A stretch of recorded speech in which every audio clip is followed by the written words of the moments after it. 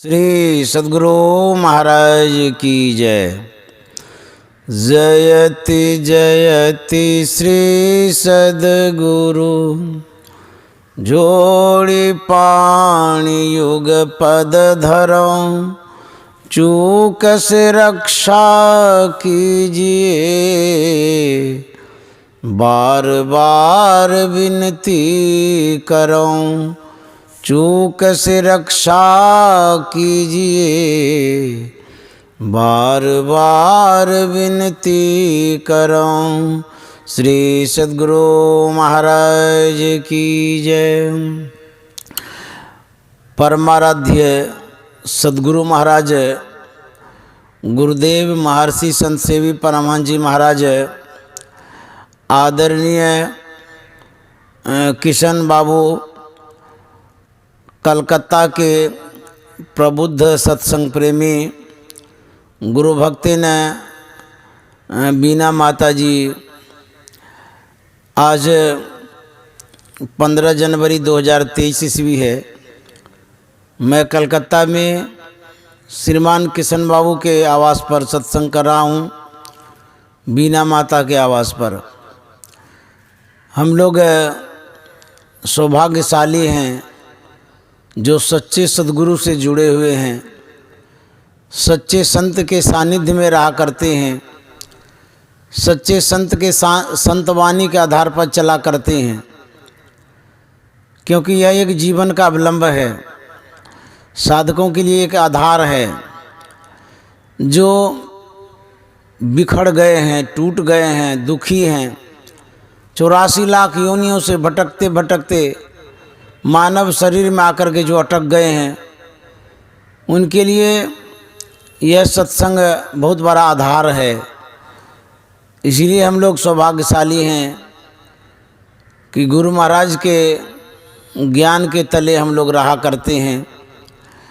संतवानी जीवन का बहुत बड़ा अवलंब होता है। जो संतवानी का संग करते हैं उनको एहसास होता है, पता चलता है। मैंने यहाँ करके देखा कि आप लोग ऑनलाइन सत्संग कर रहे हैं और एक दूसरे से कनेक्ट हैं, जुड़े हुए हैं। जैसा कि मैंने सत्संग प्रेमियों से जानना भी चाहा, तो मैंने पूछा कौन कौन हैं, तो कोई पटना से जुड़े हुए हैं, कोई मुंगेर से जुड़े हुए हैं, कोई मथुरा से जुड़े हुए हैं, आदि आदि स्थानों से, कलकत्ता से तो जुड़े हुए ही हैं। तो भौतिक संसाधन का आप लोग उपयोग करते हैं, सदुपयोग करते हैं, उसके माध्यम से आप लोग सत्संग सुन रहे हैं। यह भी भाग्य का एक कारण है, यह भी सौभाग्य का एक संसाधन जुटा पाए हैं। तो आप लोगों को भी बहुत बहुत साधुवाद जो ऑनलाइन में हैं। हम लोग बराबर सत्संग करते हैं। अभी ऑनलाइन में भी हम सत्संग सुन रहे थे, संतवाणी गा रहे थे, जो आपने पाठ किया ऑनलाइन में। सूरत सम्हारो अधर चढ़ाओ, झिलमिल ज्योति जगाओ री, सूरत सम्हारो अधर चढ़ाओ। गुरु महाराज कहते हैं कि सूरत को संभालो। जैसे कोई अबोध बच्चा होता है, वह इधर उधर भागते रहता है, तो कहा करते इसको संभालिए, कहीं गड्ढे में न गिर जाए, कहीं ये और जगह न भाग जाए। तो कहते हैं कि इसको संभालिए। तो गुरु महाराज कहते हैं, साधकों को कह रहे हैं, सत्संगियों को, कि अपनी जो सूरत है उसको संभालिए। तो संभालने के लिए करना क्या है? कहता है अधर चढ़ाओ। अधर मन होता अंतराकाश, आज्ञा चक्र। तो हमारी जो सूरत है वो उतर गई है। कहाँ उतर गई है? संसार में, विषय में, पांच भौतिक जगत में यह सूरत उतर करके पसर गई है। तो जब पटरी से कोई गाड़ी उतर जाती है तो उसको पटरी पर चढ़ाना होता है। बच्चा जब अपने घर से सीढ़ी से नीचे उतर जाता है तो उसको ऊपर चढ़ाते हैं। उसी तरह से हमारी जो सूरत है वो पसरी हुई है, उतरी हुई है। तो सूरत को कहते हैं चढ़ाने के लिए। तो कहाँ चढ़ाएंगे? कहते हैं अंतराकाश में। कहते हैं सूरत संभालो अधर चढ़ाओ, झिलमिल ज्योति जगाओ रे। वहाँ क्या है? कहते हैं कि प्रकाश है, प्रकाश की प्राप्ति होती है। हमारी जो सूरत है अभी कहाँ लगी हुई है? सूरत फंसी संसार में, ताते परेगा दूर, सूरत बांधे सुस्थिर करो आठों पर हुजूर। सूरत कहाँ फंसी हुई है? संसार में। संसार किसे कहते हैं? आँख से जो कुछ भी आप देखते हैं वो संसार है, माया में फंसी है। तो ये माया में जो सूरत फंसी है, जब सूरत ऊपर उठेगी तब जाकर के अंतर के आनंद को प्राप्त करेगी। तो जब तक हम संसार में लगे हुए हैं तब तक हमारी सूरत भीतर नहीं प्रवेश करेगी। जब तक सूरत भीतर नहीं प्रवेश करेगी साधना में सफलता नहीं मिल सकती है। तो उसको ऊपर उठाने के लिए, सूरत को संभालने के लिए भीतर प्रवेश करना आवश्यक है। यही संतों ने कहा, पाठ में हम लोग सुन रहे थे, जो अंतर का साम्राज्य है, अंतर का जो राज्य है, अंतर में जो कुछ वैभव है, विभूतियाँ हैं, उसको प्राप्त करने के लिए हम सूरत को ऊपर ले जाएंगे तब ये प्राप्त कर सकते हैं। जब तक सूरत को ऊपर नहीं चढ़ाएंगे अंतर में क्या क्या चीज़ है उसको नहीं देख पाएंगे। इसके लिए भजन करने की आवश्यकता है। कबीर साहब ने बड़ा अच्छा लिखा है, कर साहेब से प्रीति रे मन, कर साहेब से प्रीति रे, कर साहेब से प्रीति रे मन। कबीर साहब कहते हैं, अरे मन, प्रेम करो, स्नेह करो। किनसे? साहेब से।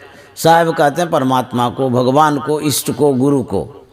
कहते हैं उससे प्रेम करो, उससे स्नेह करो, उसी से सूरत को लगाओ, उसी में लगाओ। तुलसीदास जी महाराज ने बड़ा अच्छा लिखा है कि तुलसी ममता राम सौ, समता सब संसार, राग न रोष न दोष दुख दास भय भव पार। हम लोग ममता रखते हैं किनसे? परिवार से, कुटुंब से, समाज से, धन से, संपत्ति से। लेकिन तुलसीदास जी महाराज कहते हैं ममता ही यदि रखना है तो परमात्मा से रखिए, ईश्वर से रखिए, राम से रखिए। समता सब संसार, समान रूप से संसार को देखिए। पति है, पत्नी है, परिवार है, कुटुंब है, समाज, सबकी सेवा करिए। लेकिन आसक्ति, लगाव यदि रखना है तो भजन से रखिए, परमात्मा से रखिए, सद्गुरु से रखिए। घर परिवार में बहुत सारे सदस्य होते हैं। जो नवविवाहिता ससुराल आती है सबकी सेवा करती है, सास की, ससुर की, ननद की, जेठ की, जेठानी की। लेकिन जितना स्नेह उसको अपने पति देव से है, जिस तरह से, उस तरह से अन्य से नहीं है। लेकिन मानती सबको है, सेवा भावना से, समता भाव से, श्रद्धा से, भक्ति से सबको मानती है। लेकिन सबको मानते हुए भी विशेष मानती है अपने पति को। ठीक उसी तरह से इस संसार में हम रहें, सबकी निगरानी रखें, सबकी सेवा करें, लेकिन सबसे विशेष स्नेह परमात्मा में होना चाहिए। तब क्या होगा? तुलसीदास जी महाराज कहते हैं, राग न रोष न दोष दुख दास भय भव पार। जिस दास के मन में, सेवक के मन में, भक्त के मन में राग नहीं रहेगा, राग मन लगाव, आसक्ति, गठबंधन जिसको कहते हैं, छोड़ना जो नहीं चाहते हैं, इसको राग कहते हैं। रोष, रोष का मतलब ये है हम किसी संसार के व्यक्तियों पर, प्राणियों पर आवेशित न हो जाएं, क्रोधित न हो जाएं, दुखी न हो जाएं किसी कारणवश। तो रोष रखेंगे तो भजन नहीं बनेगा, क्रोध रखेंगे तो भजन नहीं बनेगा। भजन करने वाले को शांत चाहिए, मन में शांति चाहिए, बाह्य हलचलों से वो दूर रहेंगे। बाह्य जो विडंबना है, आडंबर है, पाखंड है, उनसे दूर रहेंगे, तब जाके भजन बनेगा। रोष ना, दोष दुख, किसी का दोष भी नहीं देखना चाहिए। जो सच्चे साधक होते हैं वो दोष नहीं देखते हैं, अवगुण जिसको कहते हैं।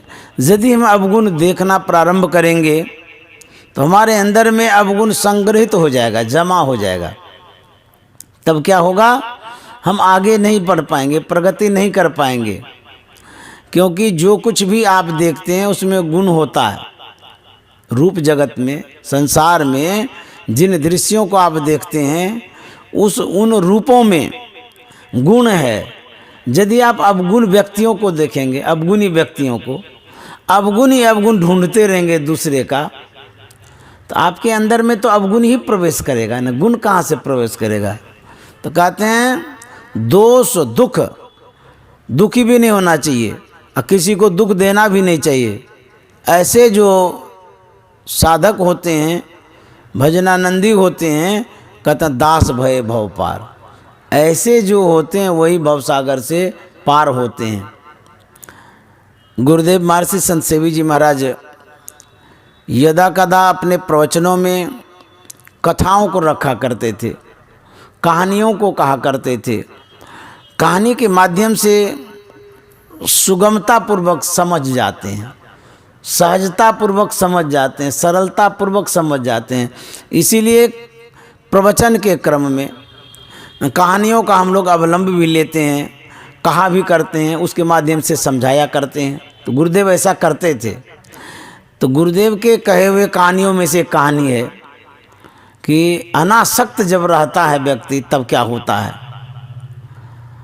एक गृहस्थी साधु था, बाल बच्चा भी था उनको, प्रचार प्रसार का काम करता था, सत्संग करता था, कराता रहता था।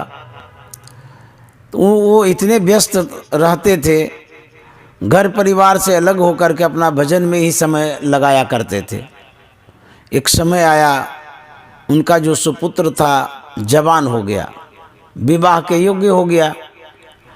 तो समय पर सब कुछ शोभा देता है। लड़की जवान हो गई है तो विवाह कर दीजिए, लड़का जवान हो गया है तो शादी कर दीजिए।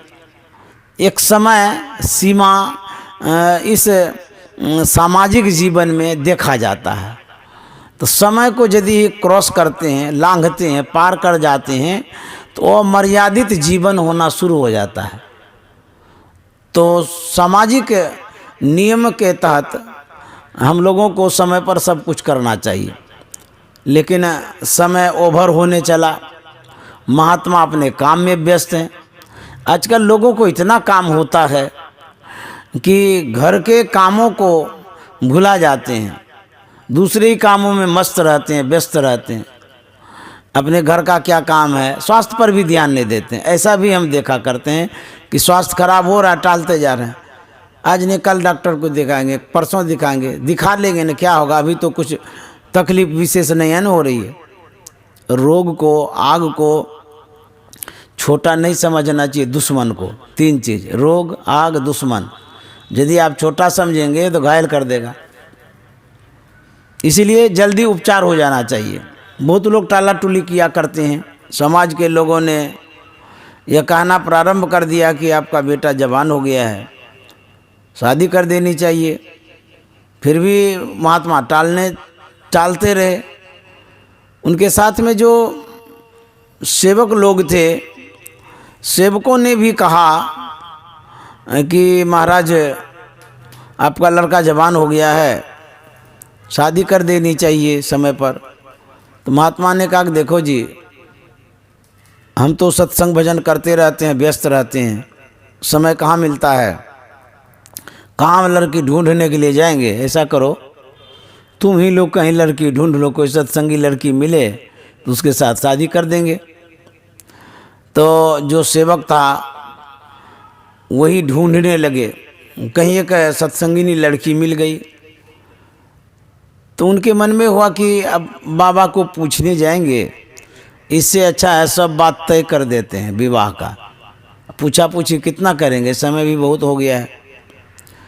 तो वह सेवक लड़की वाले से सब बात तय कर लेता है, डेट तिथि समय जो है ना निर्धारित कर देता है।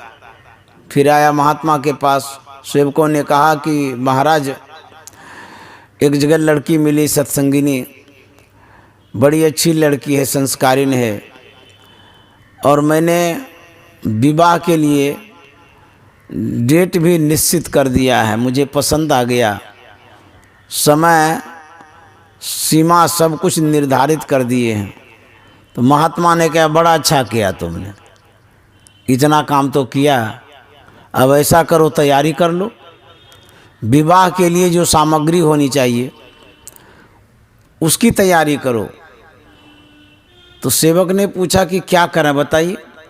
बोले कि विवाह में लड़का लड़की का वस्त्र होना चाहिए, तो मार्केट जाओ, बाजार जाओ और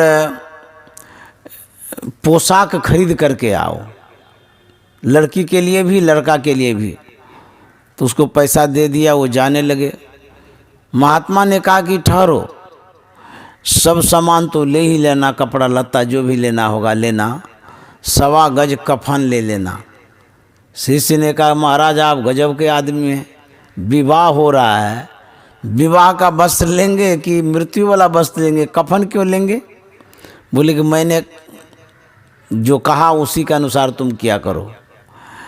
अरे क्या कब ज़रूरत पड़ जाए, कौन कब संसार से चले जाएं, खरीदने के लिए जा ही रहे हो तो कफन भी ले लेना, रखा रहेगा, जब ज़रूरत होगा देखा जाएगा। तो सोचे चलो कोई बात नहीं है, कहता है तो कर लेते हैं। गया बाजार, सब सामान खरीद लिया। अब बाद में क्या कहता दुकानदार को, कफन दे दीजिए। दुकानदार कहता बाप रे बाप कैसा बेवकूफ़ आदमी आप हैं, विवाह का सब सामान खरीदे हैं और उसके साथ कफन। शादी और श्राद्ध दोनों एक साथ होता है। अरे शादी कर रहे हैं खुशी खुशी से करिए, ये शोक वाला सामान क्यों खरीद रहे हैं कफन? जो आप विवाह करेंगे उसका सामान तो ले ही लिए, ये श्राद्ध वाला सामान क्यों लेना चाहते हैं, मृत्यु वाला सामान, शोक वाला सामान? बोले नहीं हमारे गुरुजी ने ऐसा ही कहा है, आप दे दीजिए ना, क्या लगता है 1.25 गज कफन दे दीजिए। दुकानदार भी सोचा कि चलो दे देते हैं, हमको क्या लगता है बेचना तो है। दे दिया, वो लेकर के आ गया, महात्मा के जिम में सब कुछ लगा दिया। तो महात्मा ने दूसरी आज्ञा दी कि अब क्या करना चाहिए। तो बोले कि डोली की व्यवस्था होनी चाहिए, विवाह में डोली पर लड़का चढ़ता है। तो बोले इसके लिए बाजार जाओ, डोली बनवाओ। आज्ञा पा करके शिष्य जाने लगा। फिर गुरुजी ने कहा सुनो सुनो सुनो, डोली तो बनवा ही लेना, एक अर्थी भी बनवा लेना। बोले महाराज ये क्या आप कर रहे हैं, ये सब सामान शादी का भी और मृत्यु वाला भी सामान सब एकत्रित कर रहे हैं, कौन मरेगा यहाँ? ऐसी व्यवस्था आप कर रहे हैं पहले से, लोग भी क्या कहेगा, एक तरफ डोली एक तरफ अर्थी, ऐसा कहीं शोभता है? महात्मा ने कहा तुम मेरी बात मानो, जो मैं कहता हूँ करो, अर्थी भी ले लेना, डोली भी लेना, दोनों ले लेना, काम है हमको, रखा रहेगा, जब काम होगा होगा देखा जाएगा, उसमें क्या है। आज्ञा पा करके वह शिष्य जाता है, पहले डोली बनवाता है। जब डोली बन करके तैयार हो गया तब कहता है कि हमारे लिए वो अर्थी बना दीजिए। बोले रे अर्थी क्या करिएगा, शादी में डोली का काम होता है, अर्थी का तो काम नहीं होता है। एक दूसरे के विपरीत बात है, डोली और अर्थी। कहाँ खुशी का समय, खुशी का सामग्री, कहाँ यह डोली ले रहे हैं रोने का सामान। बोले कि दे दीजिए, हमारे गुरुजी ने ऐसा कहा है। तो बनाने वाला ने दे दिया बना करके, लेकर के आ गए घर पर। समय आता है, शादी होती है। जिस रात में शादी होती है उसी रात में बर्बादी भी शुरू हो जाती है। होता क्या है, लड़का लड़की अपने शयन कक्ष में सोए हुए हैं, प्रभात होता है, लड़की तो उठ जाती है। लड़की ने देखा कि लड़का अभी तक सोया हुआ है, उठाने का प्रयास किया, लेकिन वह लड़का मर चुका था, मर गया था, काल कलवित हो गया, अचानक मृत्यु हो गई। इस जीवन का कोई ठिकाना नहीं है, किस समय मर जाएंगे कोई नहीं जानता है। तो कानों कान खबर फैल गई, सब कोई जान गए कि लड़का मर गया। अब शकुन मनाने लगा कि ये क्या हो गया, लड़की कैसी है, अभी तो शादी हुई और ये लड़का मर गया। भीड़ हो गई बहुत।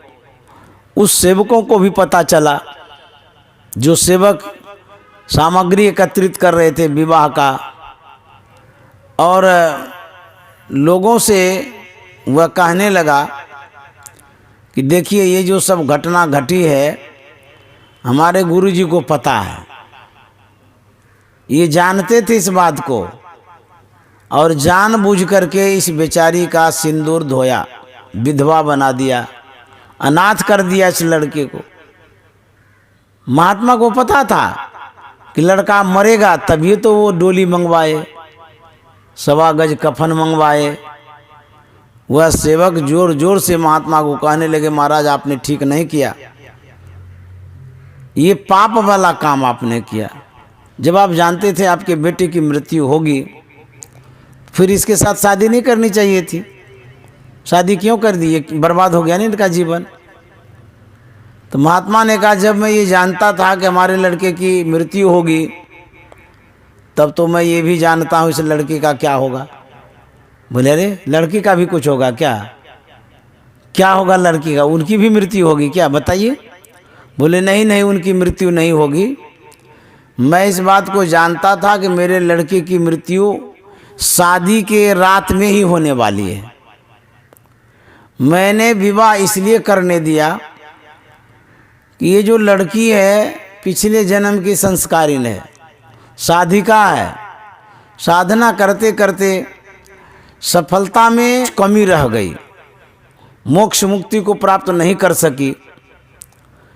तो मेरे मन में ये हुआ कि संसार में, समाज में यह रीति रिवाज है कि कुंवारी लड़की रहती है तो उपहास होता है। अच्छा, शादी हो जाने के बाद एक अवलंब मिल जाता है पारिवारिक जीवन के लिए, और शादी इसलिए होने दिए तो हमारा लड़का संसार से जाने वाला तो था ही, यदि दूसरे किसी लड़के से शादी हो जाती तो ये जो लड़की है पता नहीं भजन कर सकती, कर पाती कि नहीं कर पाती, भटक जाती कि क्या हो जाता, तो इनका भजन पूरा इस जन्म में भी नहीं होता। इसलिए मेरे मन में हुआ कि विवाह करना एक रीति रिवाज के तहत आता है, तो विवाह होने देते हैं, उसके बाद ये भजन करेगी, मोक्ष मुक्ति को प्राप्त करेगी। तो मैं इनके भाग्य को भी जान रहा हूँ, ये लड़की बड़ी अच्छी है, सत्संगिनी है, संस्कारिन है। तो गोस्वामी जी कहते हैं कि देखिए वह महात्मा जिनका पुत्र मरा, तनिक सी मन में दुख नहीं हुआ उनको। अनासक्त कितने थे, बेटा था फिर भी बेचैनी नहीं हुई, दुख नहीं हुआ। तो तुलसीदास जी महाराज का तो इसी तरह से अनासक्त जब रहेंगे संसार में तब आप भजन कर सकते हैं। यदि आसक्ति रहेगी, दुख पर दुख होगा, चिंता होगी, संसार में उलझे हुए रहेंगे तो भजन नहीं कर सकेंगे। इसीलिए संत महात्मा कहते हैं कि अनासक्त जगमेर हो भाई, दमन करो इंद्रिय दुखदाई। अनासक्त का मतलब क्या होता है, जो आप व्यवहार में वस्तुओं को लाते हैं, चाहे वो सोना हो, चांदी हो, हीरा हो, मोबाइल हो, कुछ भी हो, उस वस्तुओं के प्रति लगाव ऐसा ना हो कि उसके खोने से हम रोने लगें, बिलखने लगें। इसको मोह कहते हैं, अज्ञानता कहते हैं। एक व्यक्ति था, उसका बैल मर गया। बैल को पकड़ पकड़ करके बिलख बिलख के रो रहा था, मेरा बैल मर गया, मेरा बैल मर गया। अब देखिए कितनी आसक्ति है। इतने आसक्त व्यक्ति से भजन नहीं हो सकता है। तब आसक्ति छूटेगी कैसे? सत्संगत्वे निःसंगत्वम, निःसंगत्वे निर्मोहत्वम, निर्मोहत्वे निश्चलितत्वम, निश्चलितत्वे जीवन मुक्ति। सत्संगति से हो जाता नर विषयों से निःसंग। सत्संग क्या है? वह लट्ठा को छुड़ाता है, लस्सा को छुड़ाता है, लस्का को छुड़ाता है, राग को छुड़ाता है, आसक्ति से छुड़ाता है।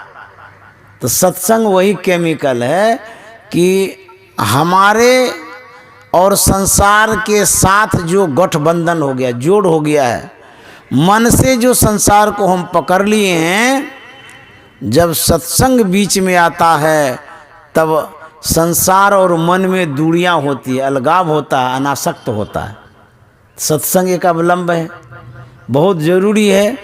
तो सत्संग करना चाहिए, तब आसक्ति छूटेगी। तो सत्संग करने से क्या होता है? ज्ञान होता है।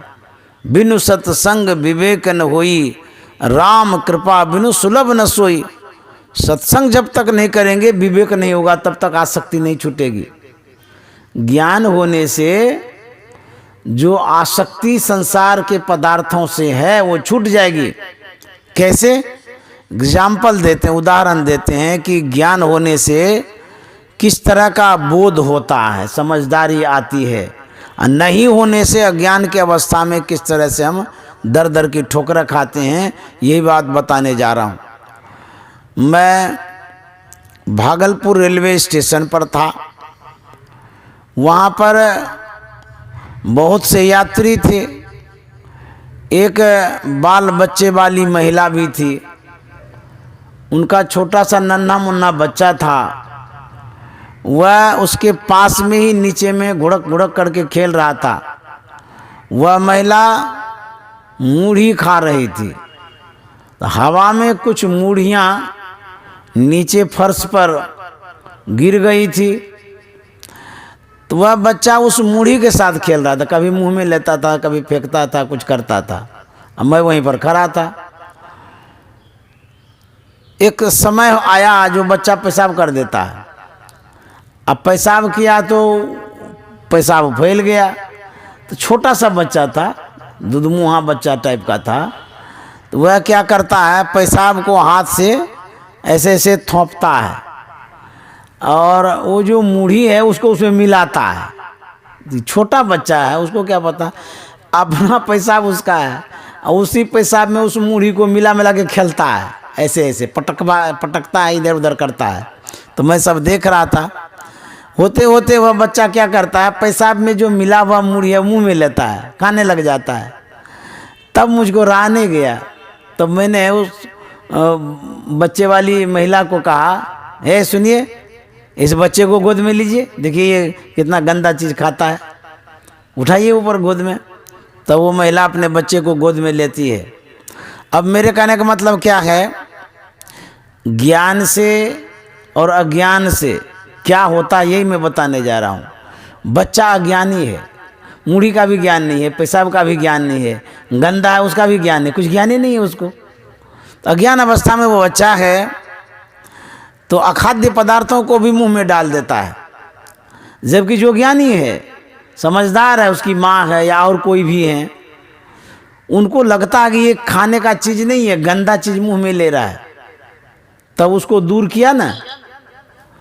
अथवा यदि उस बच्चे को ज्ञान हो जाए, या हम आप जो खड़े हैं वहाँ पर, हम आप कभी उस पेशाब वाला मूढ़ी को छुएंगे, मुंह में लेंगे? नहीं नहीं, राम राम राम राम, वो कैसे मुंह में लिया जाएगा?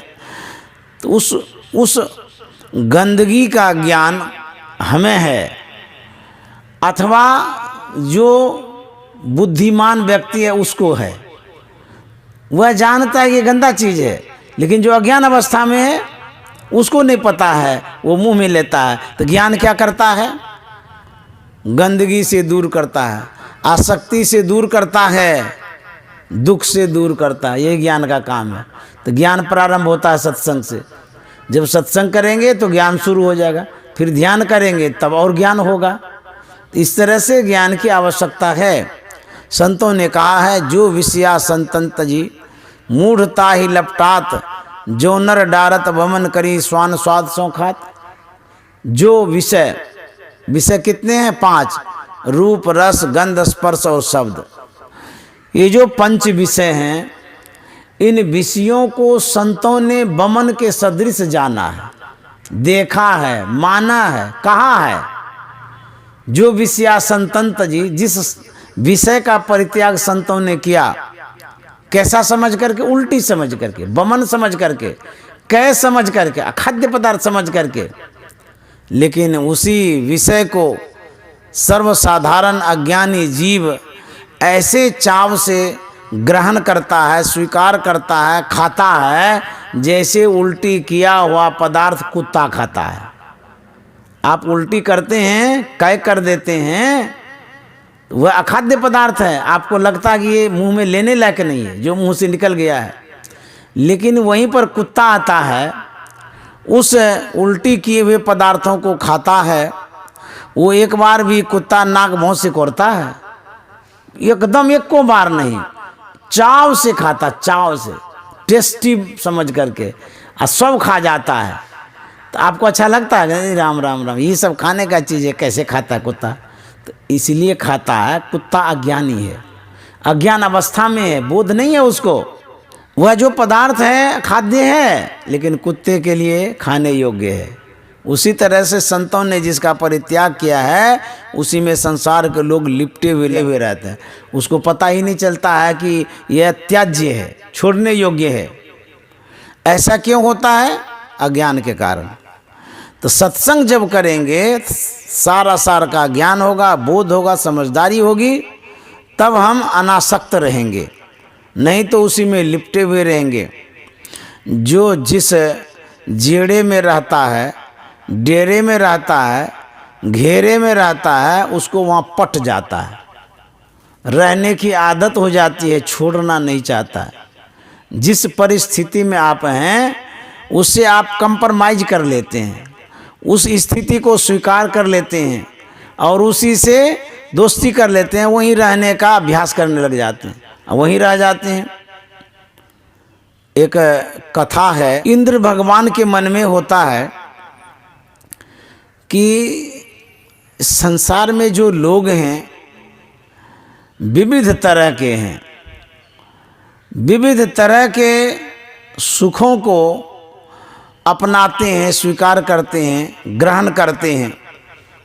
मैं भी एक बार धराधाम पर जाकर के देखूं तो आखिर सुख कैसे प्राप्त होता, क्यों नहीं छोड़ना चाहता संसार के लोग विषय को।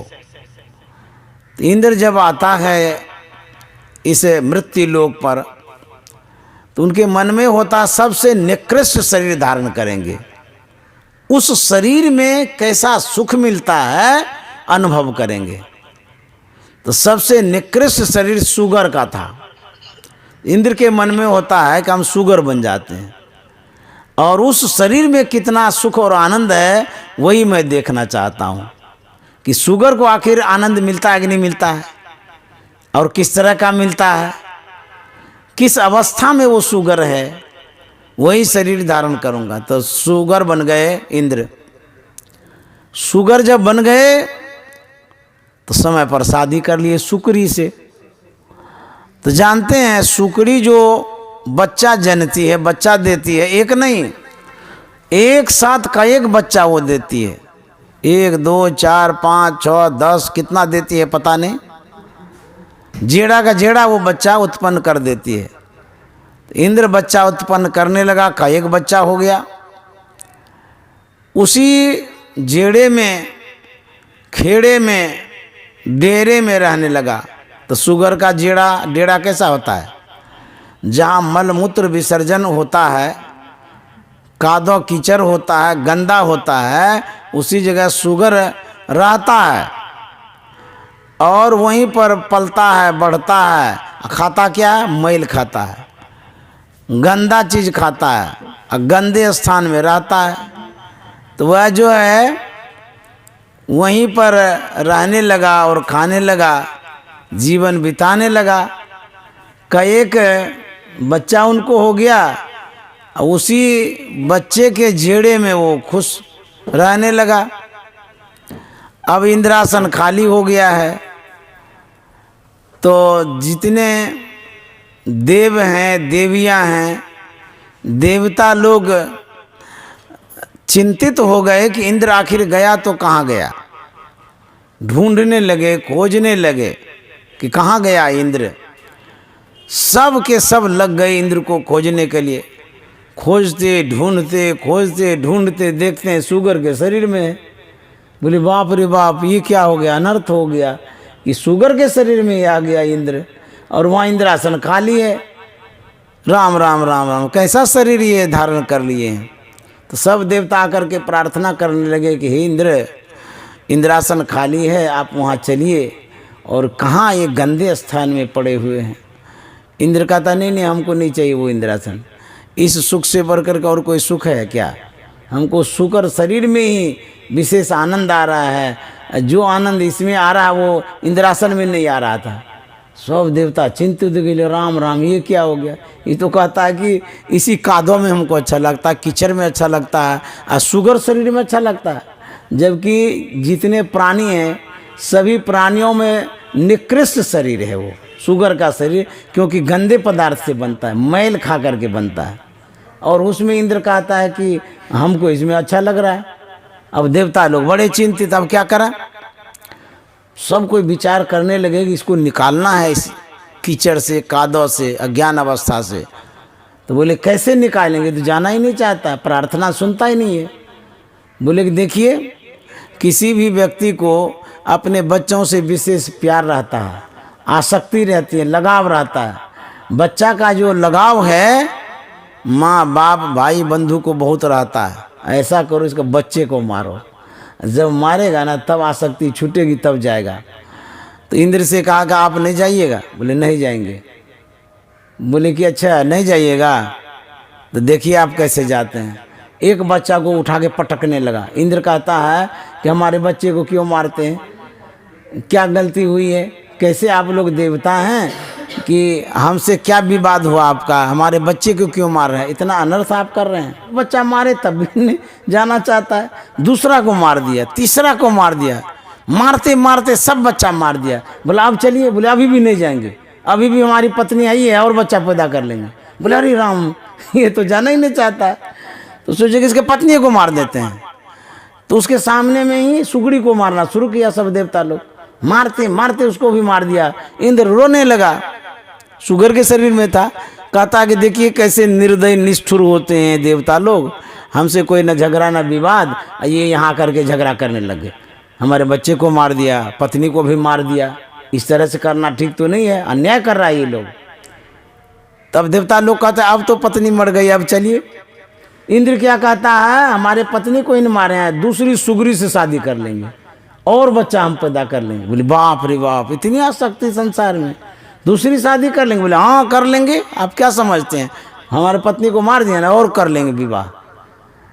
तो सब देवता लोग सोचने लगे अब क्या करेंगे, ये तो जाना ही नहीं चाहता, छोड़ना नहीं चाहता है खुहाड़ी को, गंदे स्थान को।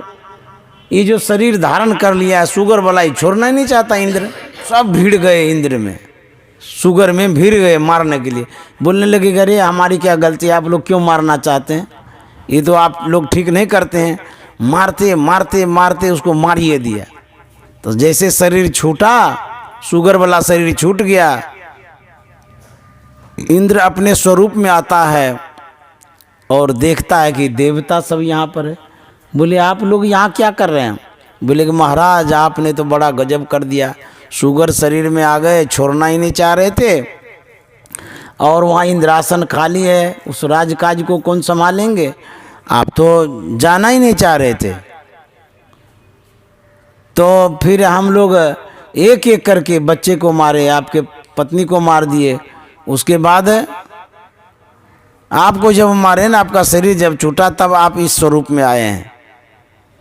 तो ये तो कहानी हुई। तो बोले ऐसा क्या हो गया? बोले कि आप यहाँ गंदे में पड़े हुए थे, शुगर शरीर में पड़े थे, आप तो कह रहे थे कि ये अच्छा लगता है, इसके जैसा इंद्रासन भी नहीं है, इतनी आसक्ति हो गई थी आपकी, तो अनर्थ हो रहा था, इसीलिए मैंने ऐसा किया। बोले बाप रे, यहाँ हम आ गए थे, हम तो देखने के लिए आए थे कि देखें इस शरीर में कैसा सुख है, ऐसा सुख है कि इस सुख को छोड़ना ही नहीं चाह रहे थे। तो वही कहते हैं, संसार में जो सुख है उस सुख को छोड़ना नहीं चाहते हैं, पकड़ करके रखना चाहते हैं। ये जो माया है, इस माया में ऐसे लटक गए हैं, अटक गए हैं, माया को छोड़ना ही नहीं चाहते हैं।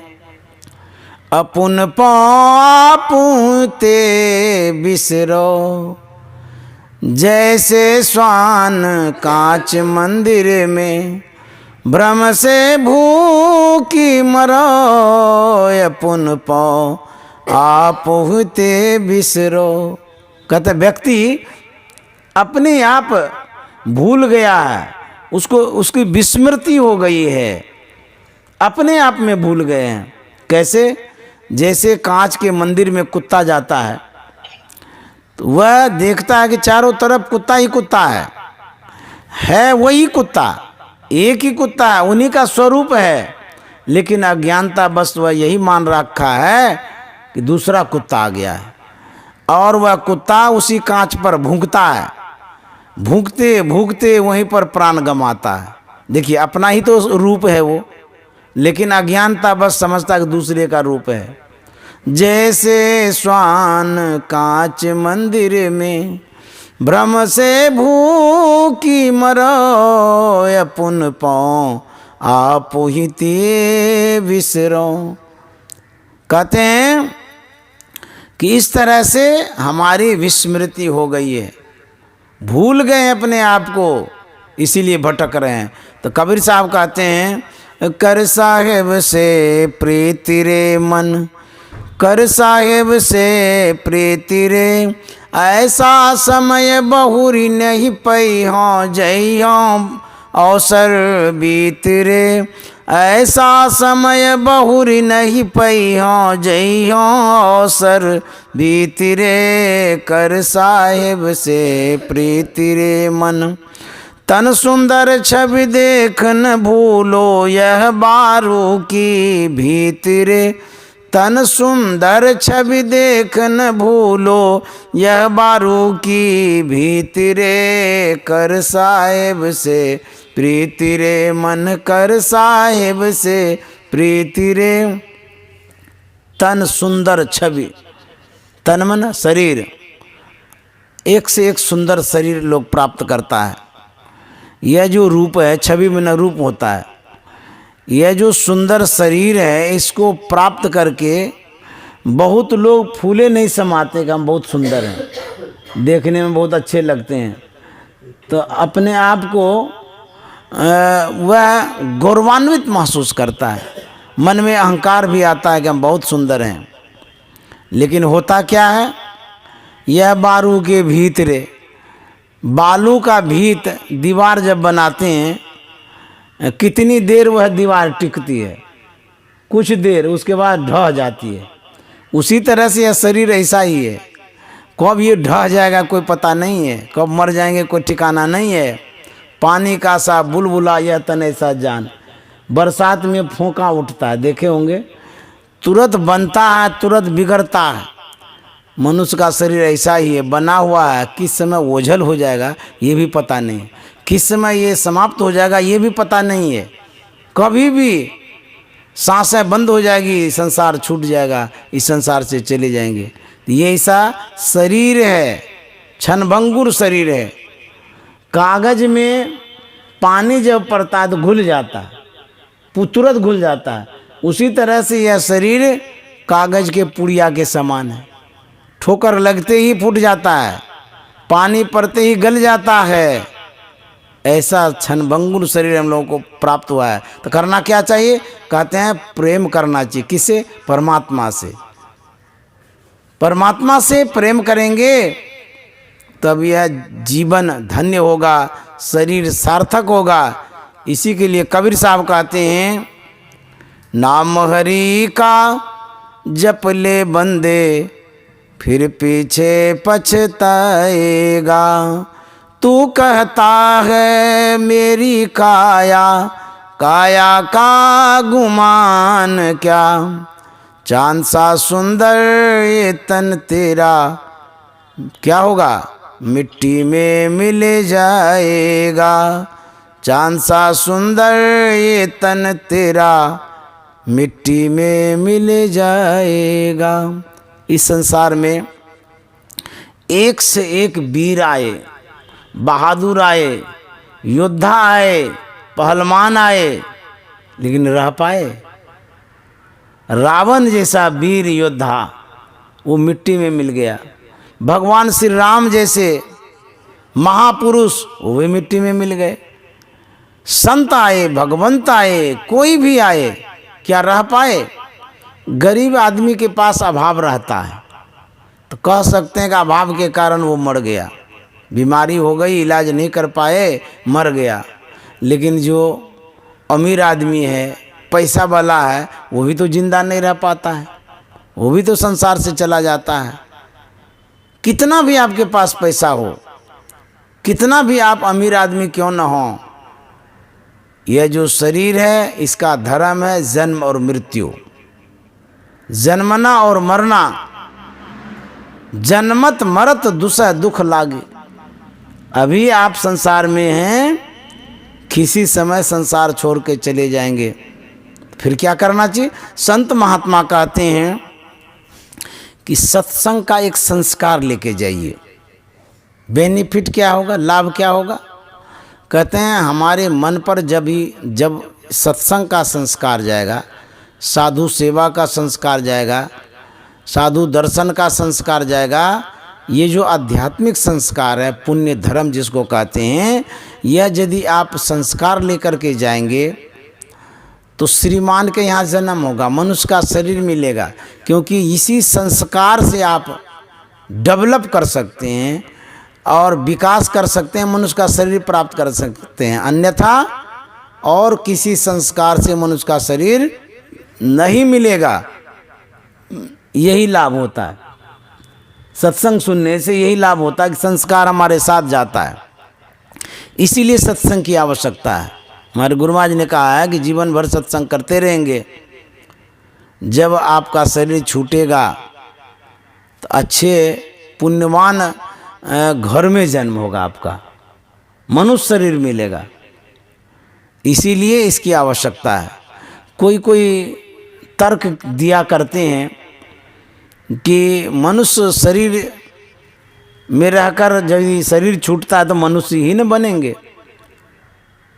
जैसे कि गेहूं का बीज बोते हैं, गेहूं प्राप्त होता है, मकई का बीज बोते हैं तो मकई प्राप्त होता है, चना का बीज बोते हैं तो चना प्राप्त करते हैं।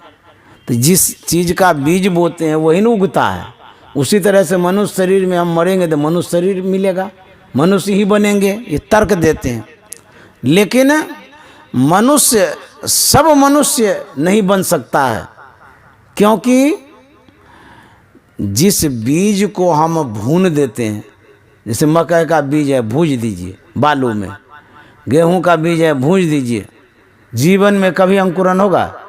कभी भी सड़ जाएगा लेकिन अंकुरन नहीं होगा। क्यों? जीवनी शक्ति ही भूंजी चली गई। जो अंकुरन होता है, वो जो तत्व है वो भूंजा चला गया। ठीक उसी तरह से मनुष्य शरीर में हम हैं, तो जो मनुष्यता रूपी अंकुरन होगा तो उसको तो भूंज दिए, अर्थात उस बीज को सजीव रहने ही नहीं दिए। जीवन भर अपकर्म किया, अन्याय किए, अनर्थ किए, मनुष्य शरीर में आकर के संस्कार ही अच्छा नहीं डाले, और फिर सोचते हैं कि मनुष्य बन जाएंगे, कैसे होगा? तो आप तो भूंज दिए बीजे को, संस्कारे को भूंज दिए। जो भक्ति का बीज है वो तो आप डालबे नहीं किए अंदर में। संत सदगुरु के शरण में गए ही नहीं, सत्संग किए नहीं, भजन किए नहीं, तो अंकुरन कभी नहीं होगा। तो जब अंकुरन नहीं होगा तो आप कैसे बन सकते हैं मनुष्य? तो उसके लिए यही भक्ति का संस्कार जरूरी है। भक्ति बीज बिन से नहीं, जो जुग जाए अनंत, ऊंच नीच घर जन्म ले तऊ संत को संत। यही बीज लेकर के हमको जाना है। इस बीज को सजीव रखना है, सुरक्षित रखना है, तब जाकर के मनुष्य का शरीर मिलेगा। तो यही संस्कार संत सद्गुरु देते हैं और यही संस्कार हम लोग सत्संग से प्राप्त करते हैं। यही सत्संग का संस्कार लेकर के जाएंगे। मनुष्य का शरीर तो छूटेगा, सबका छूटेगा, लेकिन यह संस्कार यदि आप लेकर के जाते हैं, इसी से आपको लाभ मिलेगा। क्योंकि शरीर यहीं जल करके राख हो जाएगा। शरीर साथ में नहीं जाता है, संस्कार साथ में जाता है। तो वह संस्कार जो आप इस सांस रहते प्राप्त किया है आपने, तो कैसा प्राप्त किया? कोई ताश खेलते रहा, कोई जुआ खेलते रहा, कोई गोली चलाते रहा, कोई अन्याय करते रहा, कोई दूसरे को गला घोंटते रहा, यह एक संस्कार है। दूसरा संस्कार क्या है? सत्संग करते रहा, ध्यान करते रहा, भजन करते रहा, साधु महात्मा का सेवा करते रहा, धर्म करते रहा, पुण्य करते रहा, यह एक संस्कार। एक संस्कार वो भी है जिस संस्कार के कारण भक्ति का बीज हम भून देते हैं। दूसरा संस्कार ये है जो सत्संग और ध्यान का है, इससे भक्ति का बीज जो है सजीव रहता है।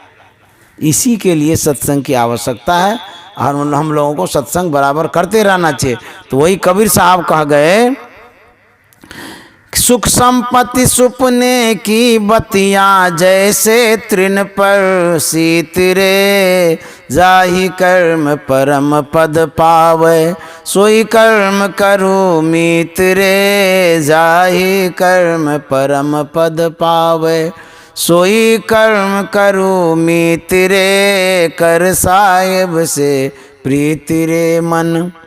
कबीर साहब कहते हैं सुख संपत्ति संतति ये सब जो है, जैसे स्वप्ना में आपको राज मिला और जगने के बाद तो आप दरिद्रे हैं, उसी तरह से जो सुख संपत्ति ये है, कहते स्वप्ने की बत्तियाँ, इस स्वप्नवत है, ये अभी है, आंख बंद होने के बाद कुछ नहीं रहेगा, सब समाप्त। कहते हैं जैसे तृण पर शीत रे, शीत कहते हैं बूंद को, जो जलकण होता है। सवेरे सवेरे आप देखिएगा, सूर्य की किरण उगने के पहले देखिएगा कि दूब पर, घास पर एकदम उजला उजला वो बूंद दिखाई देगा। तो कितने देर के लिए? जैसे ही सूर्य की किरण निकली, पट से समाप्त हो गया, वो सूख गया, क्योंकि छोटी सी बूंद होती है वो। उसी तरह से सुख संपत्ति धन परिवार कैसा है? क्षण भर के लिए। वैसे जैसे मोती नहीं चमकता है सवेरे सवेरे घास पर, वैसे ही संसार का परिवार कुटुंब सब चमकता रहता है, फिर विलीन हो जाता है। तब क्या करना चाहिए? कबीर साहब कहते हैं कि जाहि कर्म परम पद पावे, सोई कर्म करो मीतरे। ए दोस्त मित्र भाई बंधु, उस कर्म को करिए जिस कर्म के करने से परम पद परमात्मा का पद मोक्ष मिलता है। और अंतिम में कबीर साहब क्या कह गए?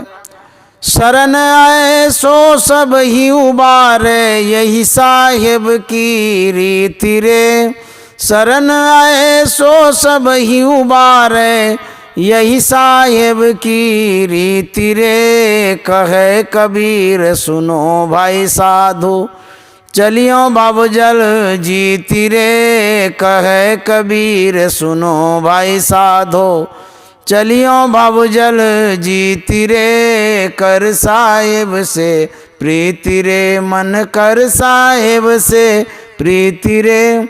कबीर साहब कहते हैं शरण आए सो सभी उबारे, संत शरण जो परा ताई का लगा ठिकाना, और कहीं नहीं कुशल सकल बैराट चबाना। जो संत के शरण में आ जाते हैं, कहते उसका ठिकाना लग जाता है और वही उबरते हैं। तो कहते हैं जो सत्संग के शरण में आ जाते हैं, संत के शरण में आ जाते हैं, साहिब के शरण में आ जाते हैं, कहते हैं उसका किनारा लगता है, ठिकाना लगता है। और कहते हैं कि वही भवसागर से जीत करके जाते हैं, वही भवसागर को जीतते हैं। कहे कबीर सुनो भाई साधो, चलियो भव जल जीत रे। संसार सागर को, दुख को वही जीतते हैं जो संत के शरण में, सत्संग के शरण में, साहिब के शरण में जाते हैं। तो इस तरह से हम लोग जब भजन करते हैं, भजन करके हम लोग मोक्ष और मुक्ति को प्राप्त करते हैं, दुख से छूटते हैं।